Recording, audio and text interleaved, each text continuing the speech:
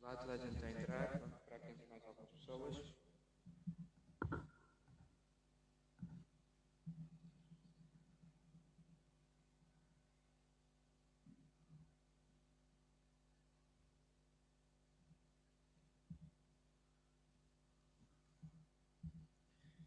Então,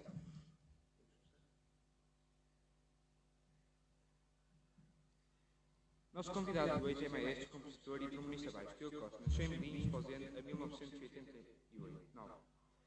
Diogo iniciou os seus estudos em direção de orquestra em 2010 na Academia Nacional Superior de Orquestra Metropolitana, onde estou com o conceituado pedagogo Jean-Marc Burfin. Em complemento dos seus estudos, tem feito masterclass com Sid Mark, Elgar Martin Percy, Douglas Bostock, John Scott, José Pascoal Vila Plana, e entre outros, dirigindo orquestras como a BBC Philharmonic Orchestra, BBC National Orchestra of Wales, Manchester Camerata e a Argovia Philharmonic. Como maestro convidado, estreou-se em 2018 com a BBC National Orchestra of Wales, com a BBC Philharmonic Orchestra e com a Orquestra Sinfónica Portuguesa.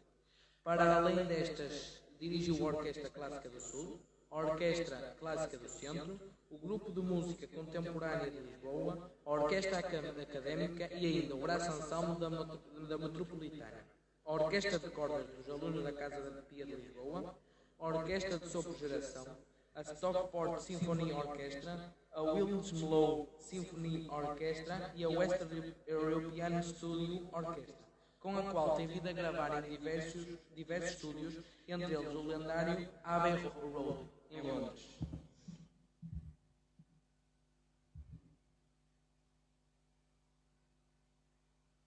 Esperamos agora um bocado que o Diogo entre e daremos início à entrevista.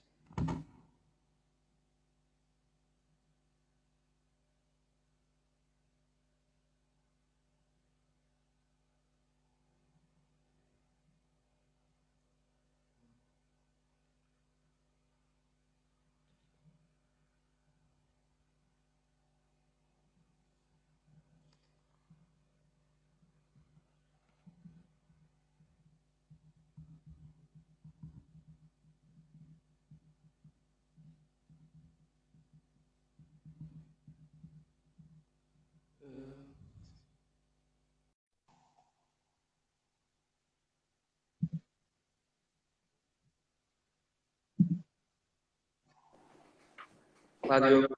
Prefere deitar? Alô? Espera aí, deixa lá ver se isto funciona. Não, pode ser deitado, pode ser deitado. Certo. Não. Assim.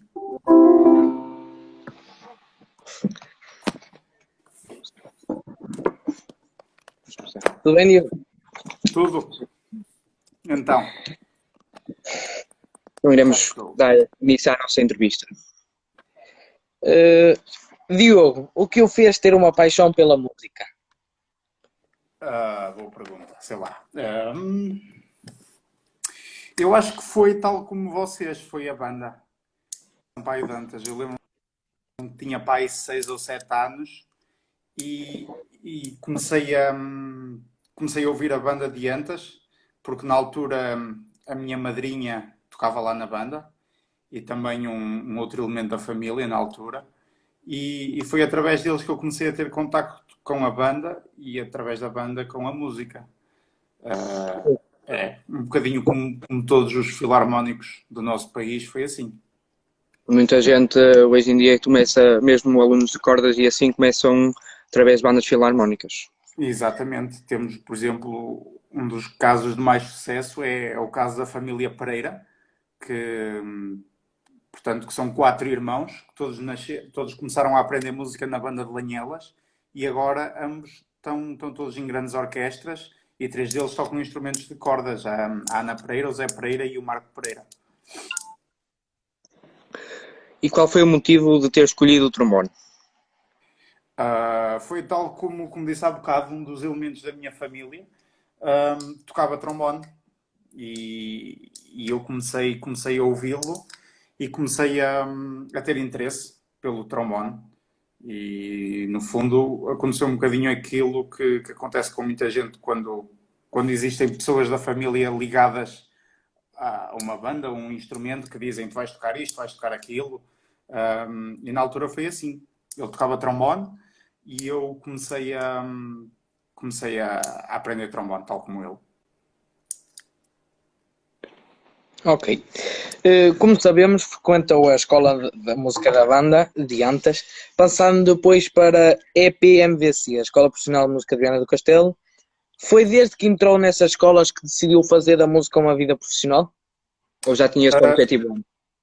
Eu acho que já tinha o objetivo antes, só que antigamente, portanto estamos a falar do ano 2000 ou 2001, ainda não havia a informação que há hoje, né? Não havia Facebook, não havia internet quase, e então era muito difícil eu ter conhecimento do que é que das escolas que existiam ou se isso era realmente possível.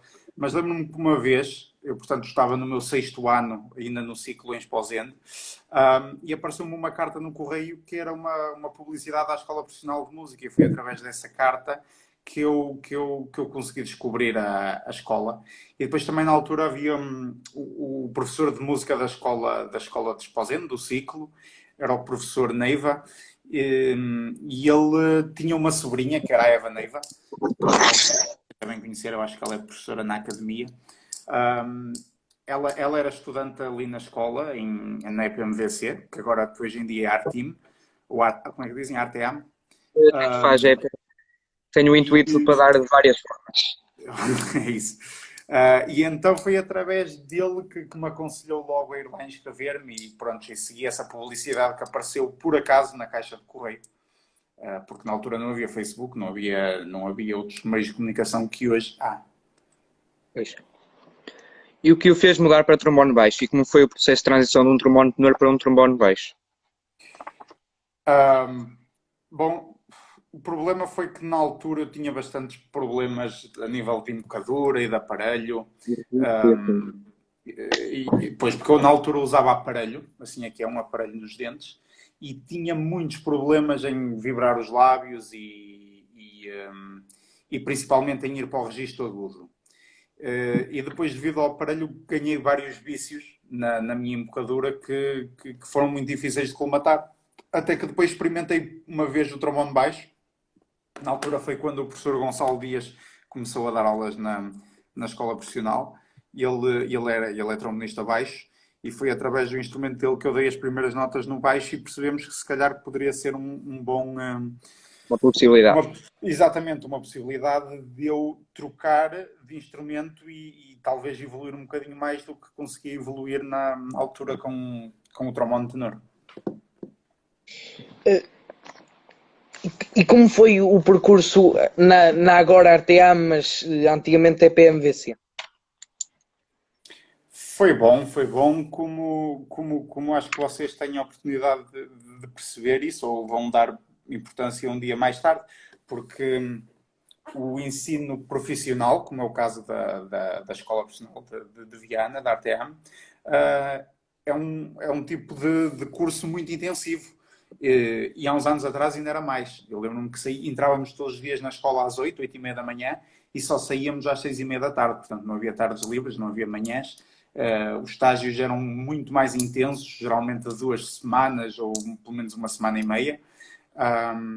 E, portanto, era muito intenso e toda essa intensidade fez com que a gente estudasse realmente muito e tivesse muitas oportunidades. E isso vê-se depois claramente nas provas de acesso ao ensino superior. Nota-se essa diferença entre os alunos que vêm do ensino profissional, como é o caso da ARTEAM ou da ARTAV, ou até de Espinho, ou outras escolas, e os alunos que vêm de um conservatório normal. Portanto, nós, alunos de Viana e da ARTAV e de outras profissionais, trazíamos digamos que uma bagagem muito maior relativamente a outros alunos, e não digo só a nível de tocar o instrumento, mas também na experiência da orquestra, porque tínhamos muitas aulas de orquestra com mestres convidados e tudo isso. E também ao nível da formação musical e análise, ou seja, tudo, digamos que éramos mais fortes em tudo. Tínhamos mais conhecimento, digamos assim.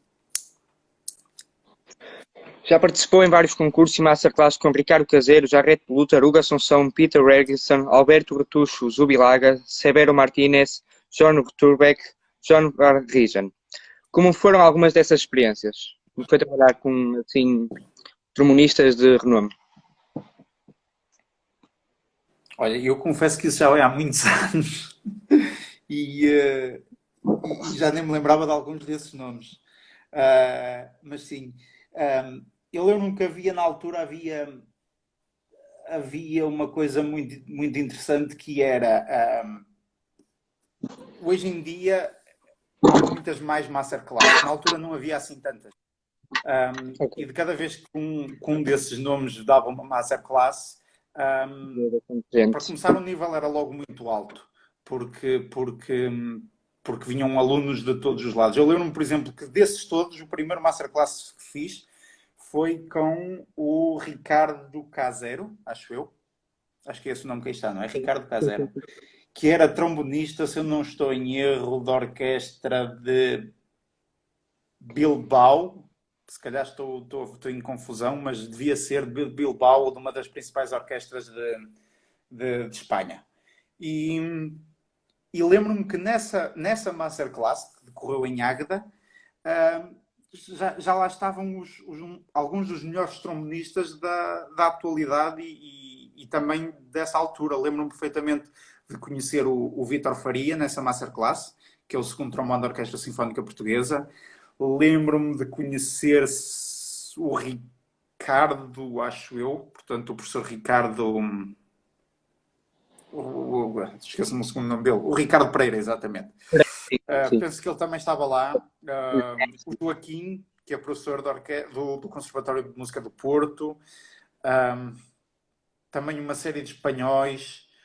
O Pedro Pinto, que está na Orquestra da Madeira, trombone baixo. Portanto, uma série de bons músicos, bons trombonistas, que na altura estavam nessas masterclasses. E depois havia uma segunda coisa muito interessante nessas masterclasses, que era, elas geralmente eram longe, e isso envolvia um jovem como eu na altura, ter que às vezes atravessar o país, ou até mesmo ir para a Espanha, porque alguns desses masterclasses foram na Espanha,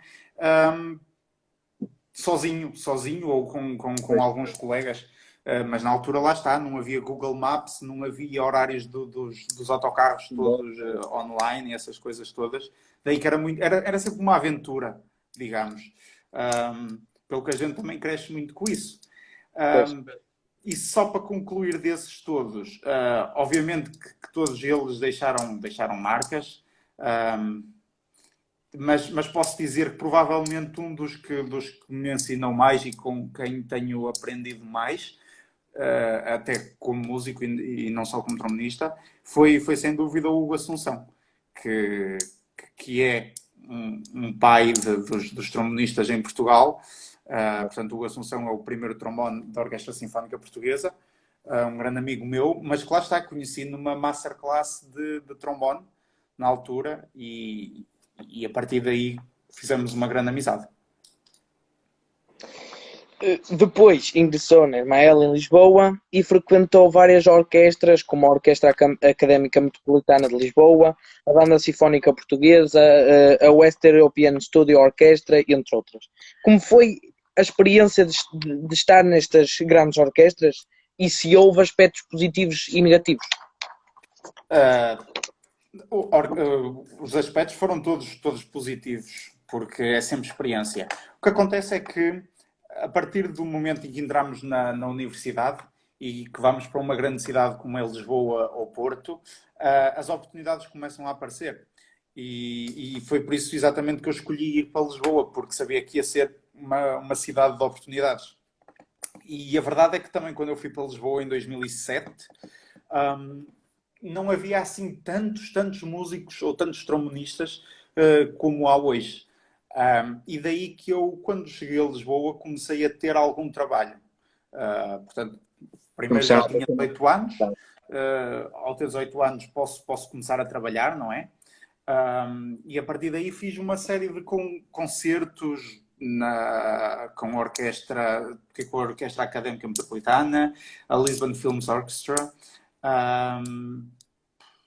Fui à Orquestra da Madeira também nesse mesmo ano, logo que entrei na universidade.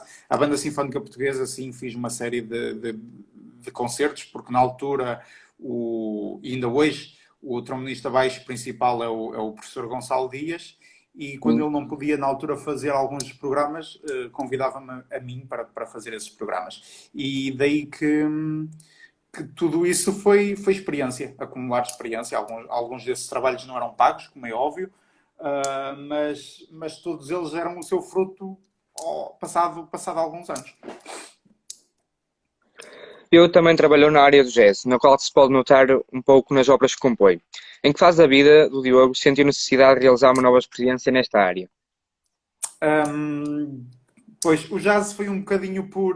Como é que eu vou explicar? Não digo por acidente, que obviamente não foi, mas foi por coincidência. Eu, na altura, estava na ESMEL e no meu segundo ano abriu o curso de jazz na ESMEL.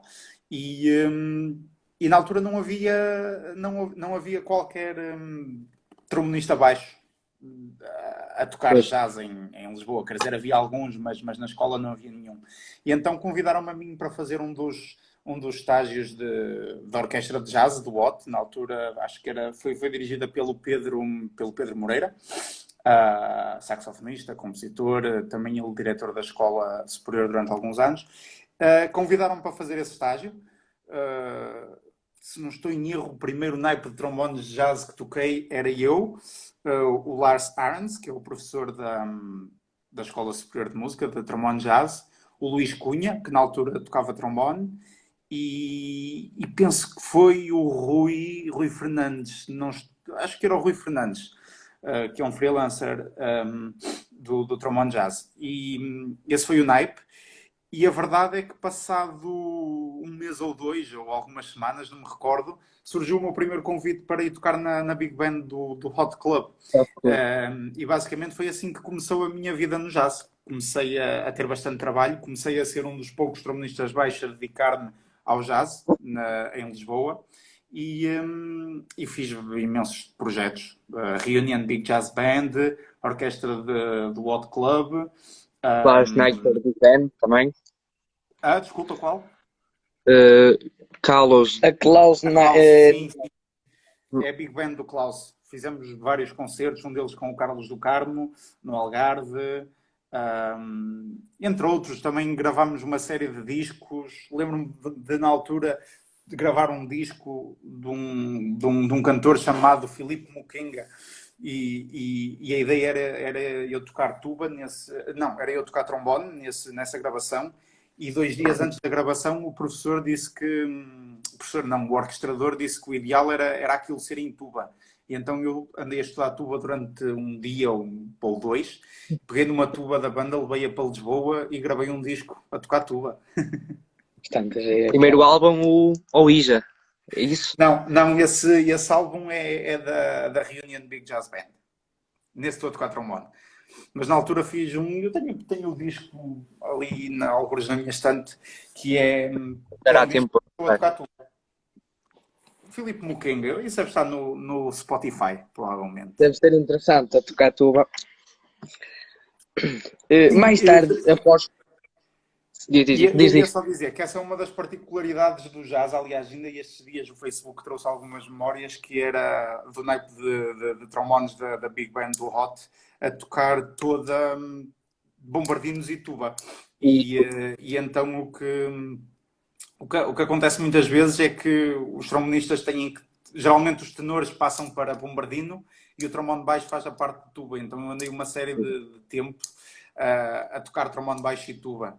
O que foi uma experiência gira e tenho pena de não fazer mais vezes. Mais tarde, após estas experiências todas, o que é que o fez com que depois se tornasse para a direção e a composição? Eu nestes dias estava também numa conversa parecida com esta, mas para uma orquestra de sopros, da qual iria fazer um estágio e que depois acabou por não acontecer, que me fizeram essa pergunta e a resposta é simples e acho que é aquilo que todos os maestros sentem, que é nós como instrumentistas só podemos tocar o nosso instrumento e como maestros podemos quase que, entre aspas, tocar todos os instrumentos, não é? Quando queremos estar com os violinos, estamos com os violinos. Quando queremos estar com os contrabaixos, com os trombones, sejam com a percussão, podemos estar um bocadinho com eles todos. E isso foi o que na altura me levou a querer estudar direção e ter essa experiência. E a partir daí as coisas começaram a correr bem e pronto, e eu até agora basicamente já não sou conhecido como trombonista, mas como maestro. A parte da composição é à parte. Eu não sou propriamente um compositor, até acho que o que eu gosto de fazer é mais arranjar, ou seja, trabalhar como arranjador, do que como compositor. Mas a verdade é que tive aulas durante todo o curso de direção, tanto em Lisboa como em Inglaterra, em Manchester. Tive aulas de composição, aulas de arranjo, aulas de contraponto, harmonia, portanto, foi uma série dessas disciplinas. Aliás, em Manchester tive a oportunidade de estudar composição e arranjo com o Adam Gorb. E o Adam Gorb é um dos principais compositores de Inglaterra e professores também de composição. E aprendi bastante com ele e foi na altura que escrevi o meu primeiro passo-doble, o desconcertante Opus 1, porque a gente, quando está a estudar, não é? A estudar composição, tem que escrever, tem que criar coisas. E basicamente a composição para mim serve como forma de manter a minha capacidade criativa ativa. Ou seja, saber criar, saber compor, saber ter ideias. Esse passo-doble desconcertante, tu acabaste por dedicar aos teus avós, certo? Quando escreveste, estavas inspirado, prontos, neles, ou foi depois que decidiste... Não. Sim, é dedicado a eles, mas foi um bocadinho porque todas as peças que eu escrevo ou que arranjo, gosto de as dedicar a alguém ou que essas obras tenham algum significado. Mas isso às vezes não significa que a obra seja baseada ou inspirada dentro disso. Na altura escrevi o passo-doble e achei que depois, quando pensei, ok, qual é o título que vou dar, vou dedicá-lo a alguém ou não, achei que seria uma boa homenagem dedicá-lo aos meus avós, que me ajudaram bastante, principalmente durante os meus tempos de estudante em Inglaterra. Mas foi mais isso, quer dizer, não há uma ligação lógica entre a música e a dedicatória. Eu ainda tenho, neste sujeito ainda, foi também na banda que começou a vir aquela ideia de ser maestro e mais arranjador, não é? Como dizes. Mas foi a partir depois da saída do antigo mestre Valdemar Sequeira que começaste a querer fazer da direção um trabalho? Não. Eu, na altura que assumi a banda, já estava no meu 3º ou 4º ano, penso eu, de direção em orquestra, em Lisboa. Por isso eu já tinha algum trabalho a trabalhar como maestro. Mas a verdade é que quando assumi a direção da banda, aí sim senti um pouco mais de vontade e necessidade de escrever arranjos ou composições, porque tenho algo onde, ou seja, a partir do momento em que somos mestres de uma banda ou de uma orquestra, ou seja, do que for, significa que temos um agrupamento para tocar as obras. E isso é importante, ou seja, não acontece como muitos compositores que às vezes escrevem música e depois fica fechada, fica arrumada num saco porque não têm quem a toque. E no meu caso em especial tenho quem toque essa música. E então é por isso que me mantenho a escrever bastante. Aliás, é uma das coisas que tenho feito ao longo desta quarentena forçada, que é escrever para a banda, escrever arranjos. Tenho algumas encomendas de outras coisas para um pós-regresso à normalidade e os concertos acontecerem. Portanto, é uma coisa boa. Uma coisa boa. Quais são as dificuldades de ser maestro e também compositor? Para ti, quais são as maiores dificuldades? As maiores dificuldades são exatamente ter tempo para fazer as duas de forma Conciliar. regular. Exatamente, conciliar. Eu tenho muito pouco tempo durante, ou seja, até agora, né, até entrar nesta quarentena, tinha muito pouco tempo para escrever. E geralmente as minhas peças que eu escrevia, sei lá, as rapsódias ou até mesmo os medleys que tenho escritos, demoravam-me imenso tempo. Nos últimos 2 ou 3 anos em que eu estava a estudar em Inglaterra, eu basicamente o único momento que eu tinha para escrever era quando andava de avião, em que estava 2 horas sem, portanto, 2 horas ou 3 horas, dependendo do tempo de voo, em que não tinha acesso nem à internet nem a nada, e então aproveitava esse tempo para escrever o máximo possível no avião. Ou seja, às vezes um simples medley de 8, 10 minutos ou uma rapsódia demorava-me 6 meses a escrever. O que tem algumas coisas boas, porque dá tempo para amadurecer as ideias, mas ao mesmo tempo é demasiado. Agora, não tenho obras para estudar, embora esteja a estudar algumas sinfonias de Mahler e Stravinsky e coisas assim, mas tenho mais tempo para compor, ou seja, esse era o grande problema, era não ter tempo para compor. Mas mesmo assim, não tinhas tempo, mas nós que também temos um bocado, eu pronto, entrei agora na banda, nos ensaios da banda, eu posso dizer que, por exemplo, o The Greatest Hits foi elaborado e eu acho que esses anos também foram anos que foram bons porque permitiram à peça, ao medley, levar um bom rumo. Sim, eu percebo o que é que dizes. Sim, é assim, quando os arranjos são bons, não é? E são bem estruturados,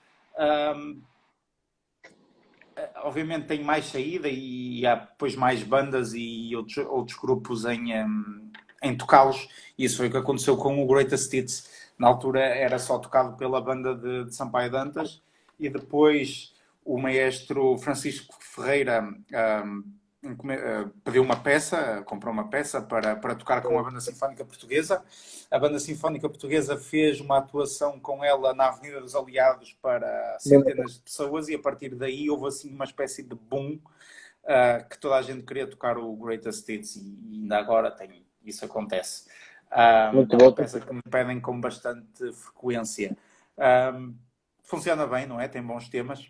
Acho que não tenho uma explicação muito detalhada para falar sobre a peça. Acho que está bem escrita, os temas acima de tudo foram bem escolhidos e eu acho que isso é o mais importante no trabalho de arranjo, é escolher bons temas com estrutura, com material, para depois arranjar, mexer, fazer esse tipo de coisas.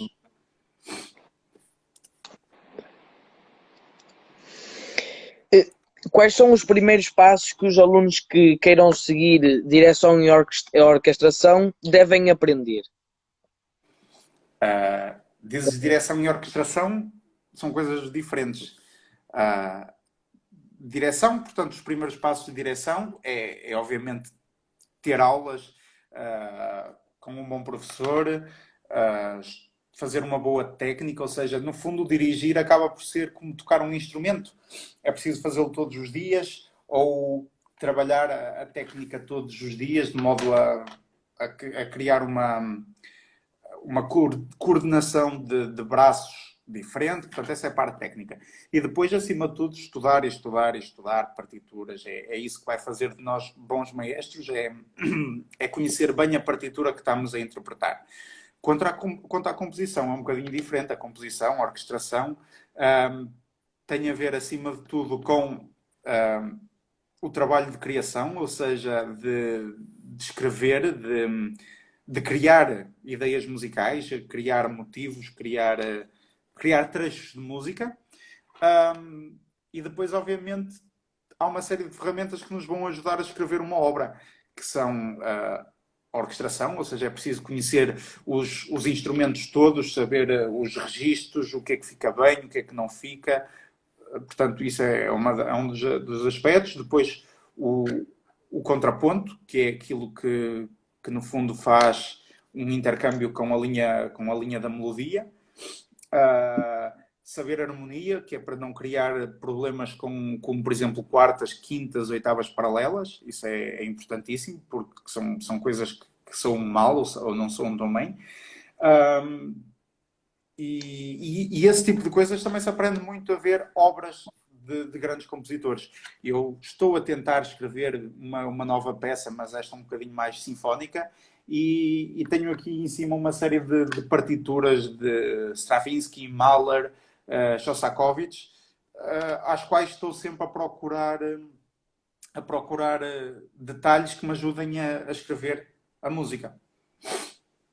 Por exemplo, só para terminar, para terminar de responder à tua pergunta, uma das coisas que eu gostava de escrever futuramente era uma espécie de fuga. Eu acho que é um bocadinho impossível escrever uma fuga sem em primeiro analisar ou perceber o que é que acontece numa fuga de Bach, que é o pai da fuga, ou Buxtehude.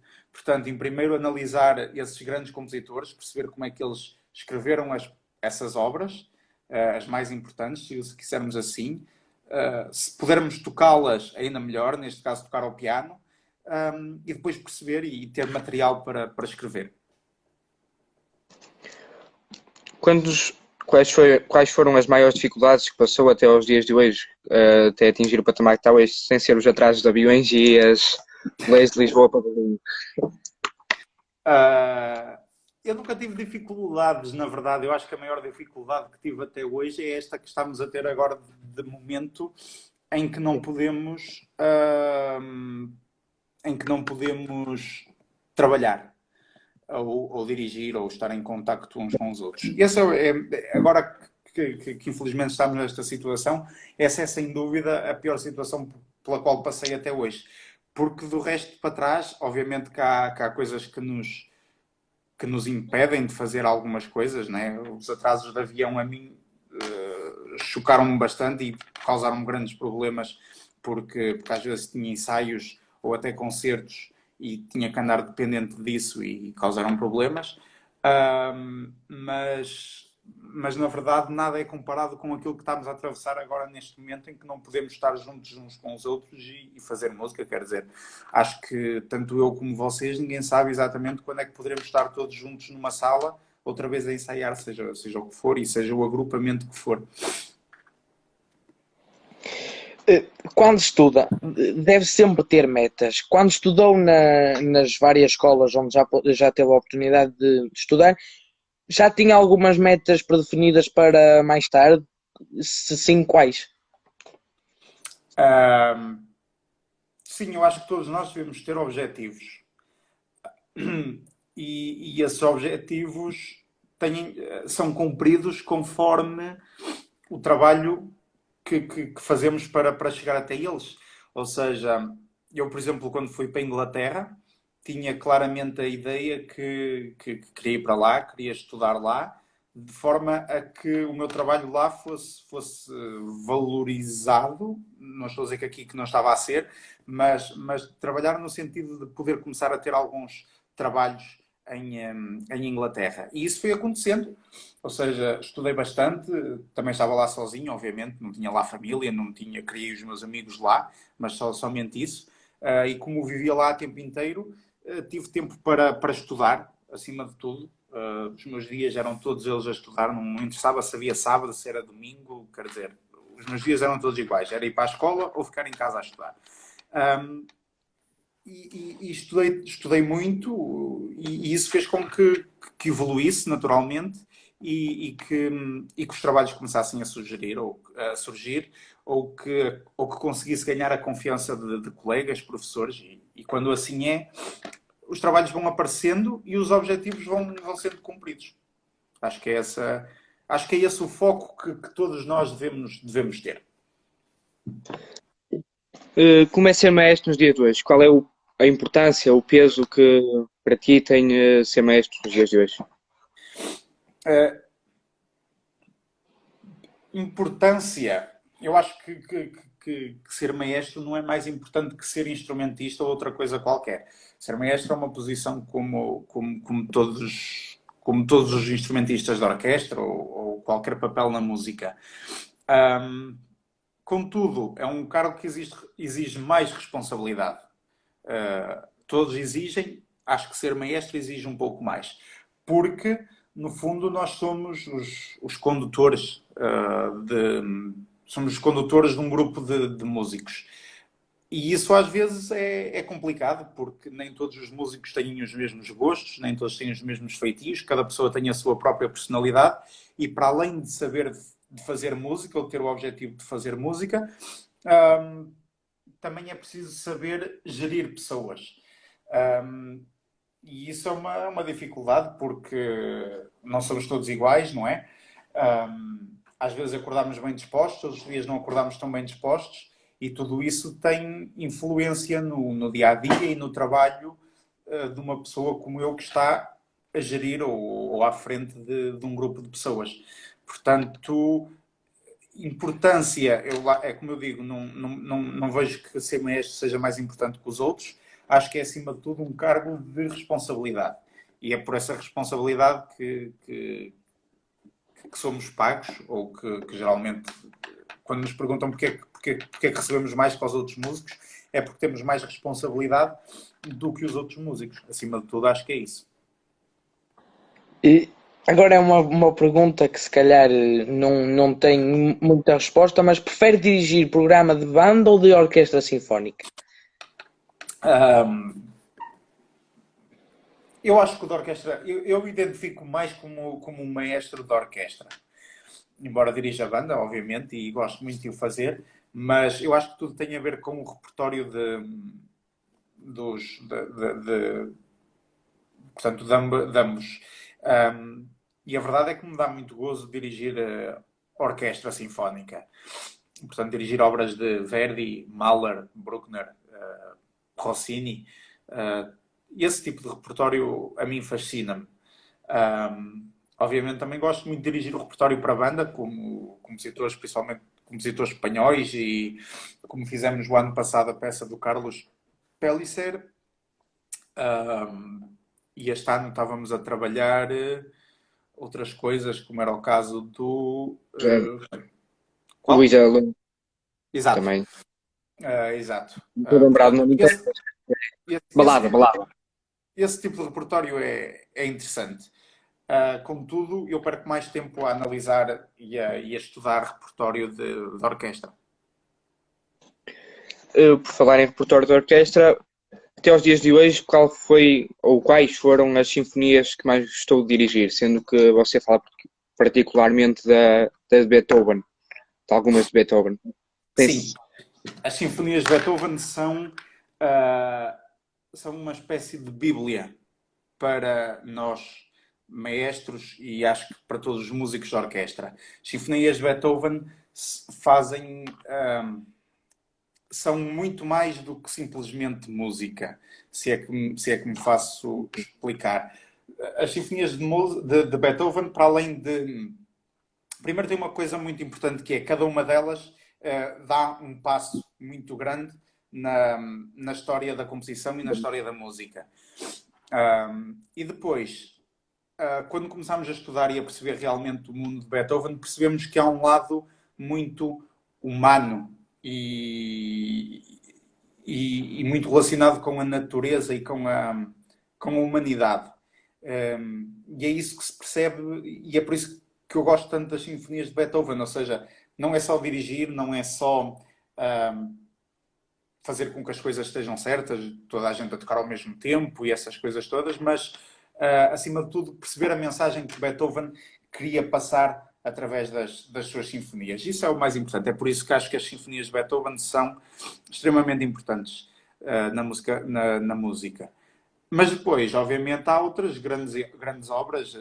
Mahler, obviamente, se bem que infelizmente ainda não dirigi assim tantas sinfonias de Mahler como gostava, mas já tive algumas experiências com a quarta, com a primeira, com a nona, e são sinfonias lá está, vem um bocadinho na mesma linguagem de Beethoven, ou seja, não são só música escrita, há uma parte humana muito grande dentro dessa música.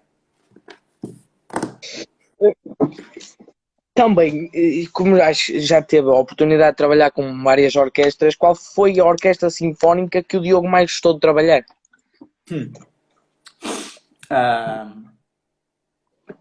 Ora bem, eu não tenho nenhuma orquestra que tenha gostado mais ou menos.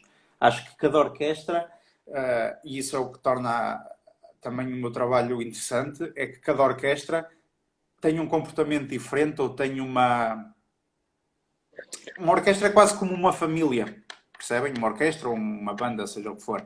É uma família e nós somos os convidados e, no fundo, temos que saber chegar, E perceber adaptar-nos.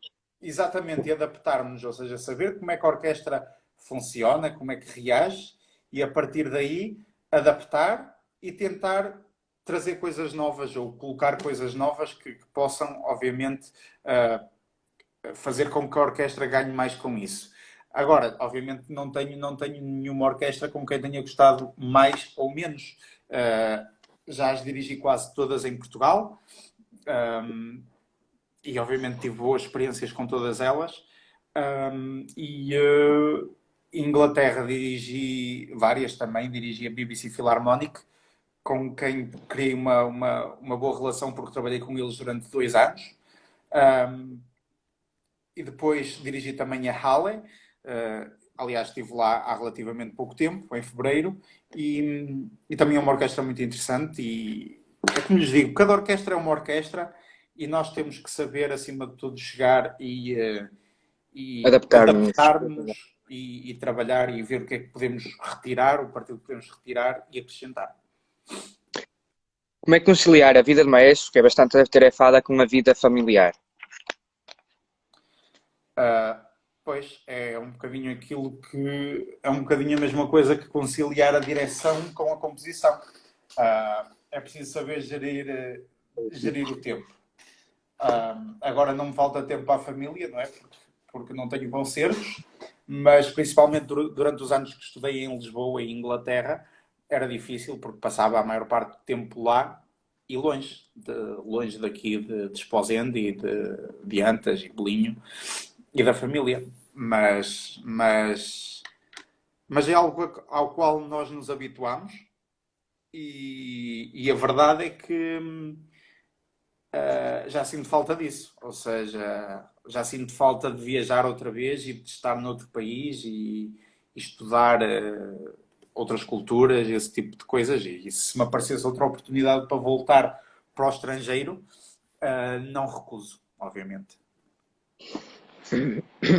Conte-nos qual foi a história mais divertida que já viveu enquanto mestre.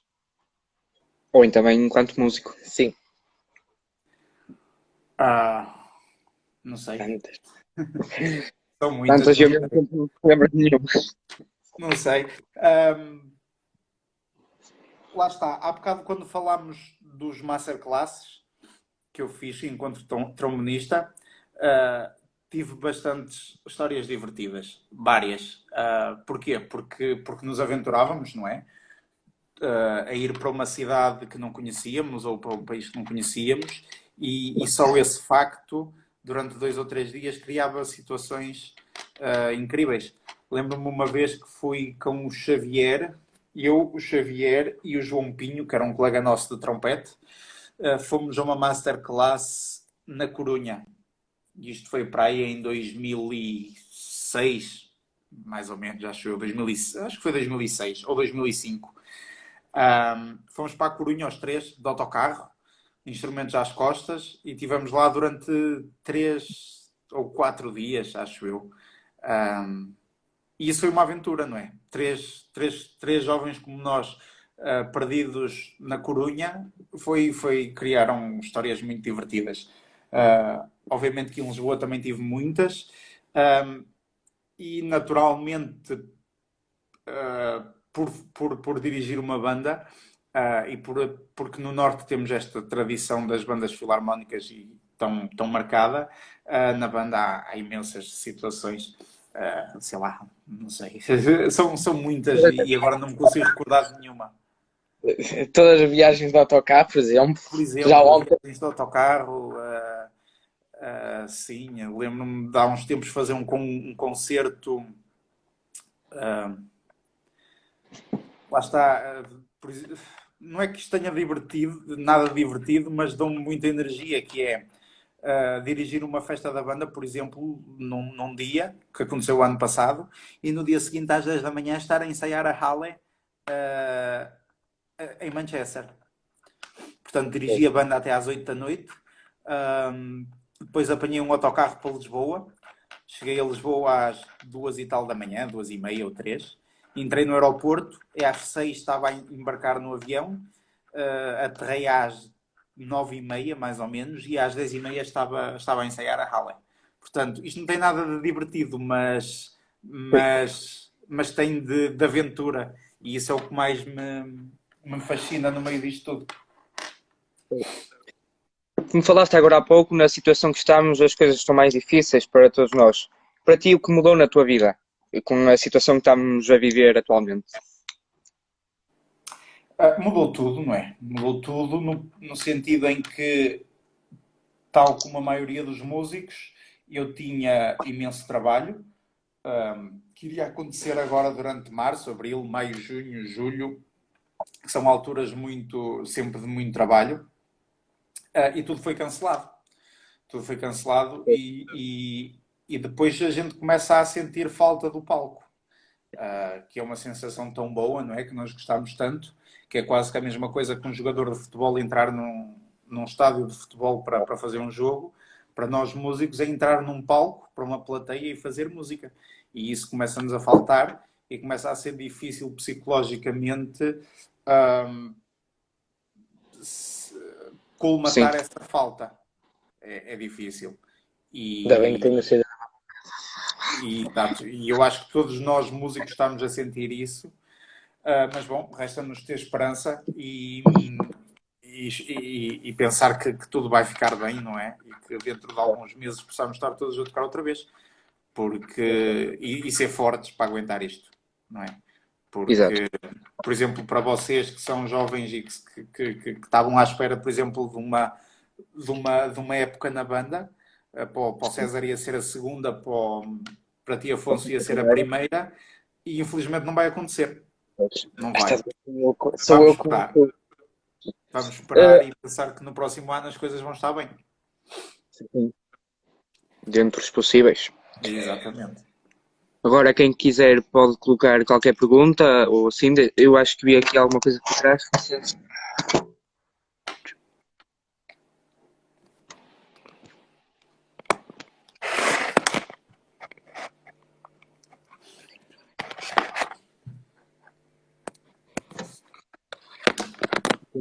Iniciativa. Quem quiser pode colocar algumas perguntas, que ainda temos algum tempo. A Mariana, não é? Sim. Diogo, o que achas desta iniciativa? Acho muito bem.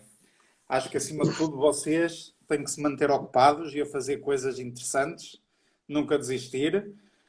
Por isso, acho que devem continuar. Não sei se já têm convidado para a próxima edição. Já temos até ao início, a próxima, primeira sexta-feira do próximo mês.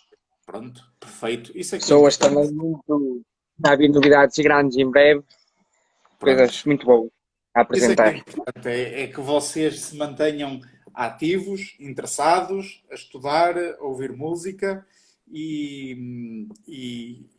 lá está. E se continuarem empenhados para que, tanto psicologicamente como fisicamente, a gente se mantenha ativo. Se alguém podem colocar perguntas, nós ainda temos tempo, penso eu, sim, ainda temos algum tempo, pelo menos eu, a seguir vou ter aula, mas por enquanto é tudo. Se quiseres falar de alguma coisa, estavas há pouco a falar do CD que tens aí com a Big Band, se quiseres mostrar. Deixa eu ver se isso está no Spotify. Aquilo chamava-se O Meu Lado Gume, acho que era assim.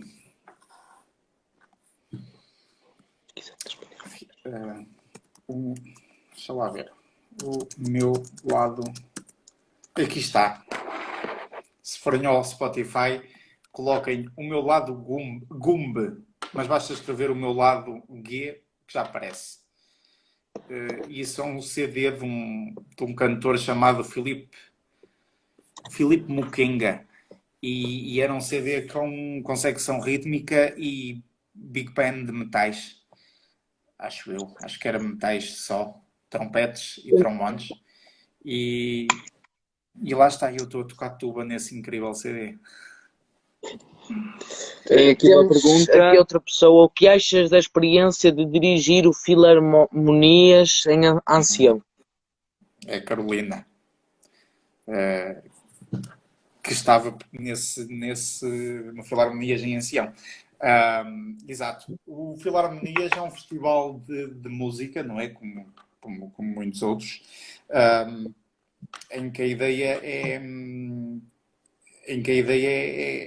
criar uma orquestra de sopros e trabalhar durante 3 ou 4 dias na altura da Páscoa. E isso foi muito interessante. Eu estive lá o ano passado, foi muito giro, fizemos boa música. E espero estar num dos próximos anos outra vez e aconselho toda a gente a ir. Mais Diogo, uma, o que Simão. tens feito nesta quarentena em relação à música? Pois bem, tenho estudado. Estive a estudar peças como A Sagração da Primavera, A Quarta de Mahler. Futuramente vou tentar, provavelmente, pegar na Terceira de Brahms, que é uma das poucas sinfonias de Brahms que ainda não tive a oportunidade de estudar a fundo, se bem que já dirigi alguns excertos. Tenho tocado bastante piano ou órgão, ou seja, estou a tentar praticar o mais possível um instrumento de teclas, porque é bastante importante para nós maestros. E tenho escrito algumas coisas, portanto, tenho estado a compor, mas nada assim muito em grande. Estou a reformular também, comecei, mas ainda não acabei, a rever a minha última rapsódia, que era o Aborta da Ronda. Na altura fiz aquilo, lá está, um bocadinho à pressão, e nunca gostei muito do final, e tinha lá alguns problemas de orquestração que não funcionavam, e então tenho estado a rever essa partitura para, quando for possível voltar a tocarmos todos juntos, no fundo, ter uma peça um bocadinho mais bem estruturada do que estava até agora. E é Falaste isso. agora um bocadinho sobre o órgão e o piano. Tu agora também tocas órgão na igreja. Como é tocar órgão? O órgão é um instrumento de teclas, tal como o piano, mas tem os teclados que faz ser diferente e o som. Também Sim. já tiveste a oportunidade de tocar em alguns órgãos de tubos e assim. Sim, eu tenho uma paixão por órgãos, que desde sempre tive. Desde que comecei, acho que foi desde quando? Não sei. Não sei quando é que surgiu esta paixão, mas tenho um grande interesse por órgãos de tubos. E então sou organista aqui em Belim e em Sampaio de Antas, nas igrejas, portanto faço esse tipo de trabalho, que por um lado é muito importante para trabalhar harmonia, ou seja, saber harmonizar, não é? Porque o que acontece na maioria deste tipo de trabalho é nós temos uma linha musical, apenas a pauta com a melodia, e depois temos que escrever ou seja, criar toda a parte harmónica. E isso é muito importante e é muito bom para desenvolver essa parte.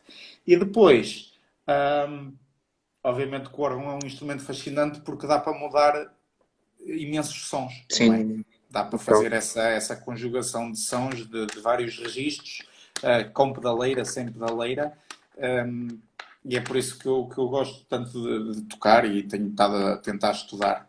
Às vezes passo tardes inteiras ali na igreja, sozinho, a estudar, a tocar corais de barra, a fazer esse tipo de coisas.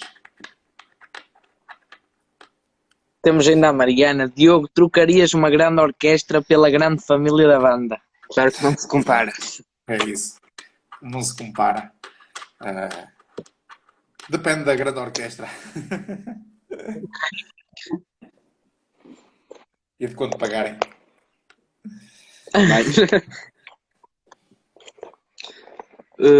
Enquanto o Afonso baixa aqui a Spotify para ver se ainda conseguimos ouvir um bocadinho de peso, podem ir continuando a deixar perguntas.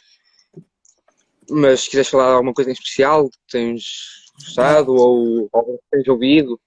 Posso deixar-vos, acima de tudo, algumas referências para vocês ouvirem, que acho que vão gostar. Esse CD é fixe, porque é música africana, penso eu, com secção de metais. Ou seja, é fixe. É um tipo de música bastante interessante.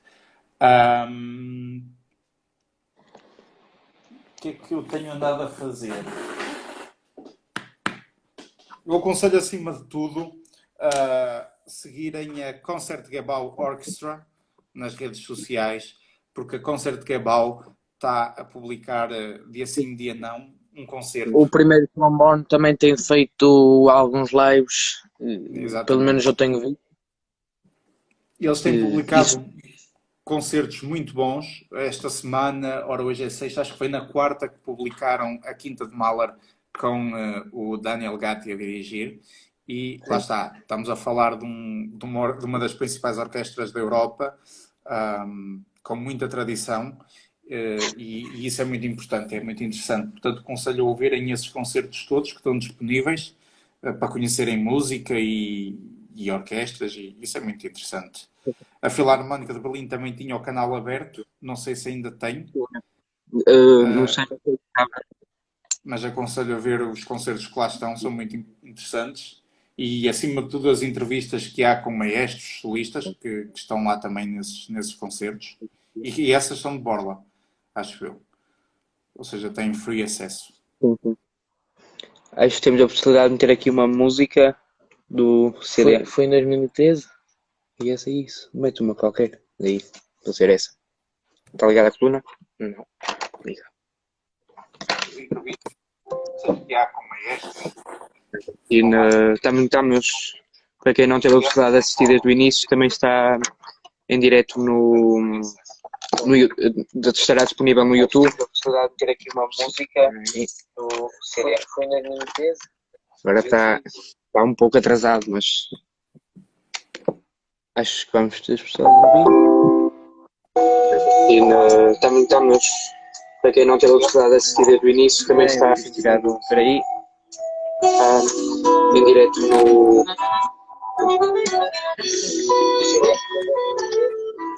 agora está um pouco atrasado.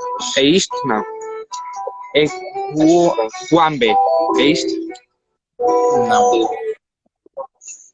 O disco chama-se O Meu Lado Gumbe. É isto então. De Felipe Mukinga. Isso. Mukenga, sim. É isso. É isto? Não. Agora Agora nós está não tocávamos nessas faixas todas. E já não me lembro quais eram. Também, se alguém ainda tiver algumas perguntas, também pode colocar, mas estamos prestes a terminar o nosso direto.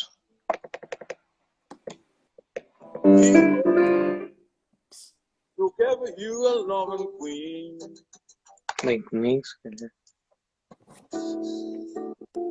Pronto, então acho que podemos dar por terminado. Depois estará disponível em todas as fotos no YouTube e também partilhamos aqui que vai estar disponível durante 24 horas, suponho. E acho que podemos dizer que a próxima entrevista, certo? Sim. A próxima entrevista vai ser com o representante da USX, motorista Fábio Abrantes. Antes de mais, obrigado, Diogo. Nada? Foi um prazer. Prazer. Também temos a sorte de estar algumas vezes contigo. Trabalhar contigo E pronto. Boa sorte. Obrigado. E para vocês também, aí para o projeto. Vou ver as outras, as vossas próximas entrevistas, está bem? Um abraço a todos. Tchau, tchau. Daremos oportunidade a este direto e ele também já vai desligar porque faltam 26 segundos. Por isso podemos deixar um bocado a... O passeio dá um apetite que não escondo. Obrigado a toda a gente que assistiu. Estaremos aqui na próxima sexta-feira, será Às apenas 9 horas da noite. Em princípio será às 9 horas da noite, será só o Afonso, eu apenas irei fazer a apresentação. Obrigado a todos.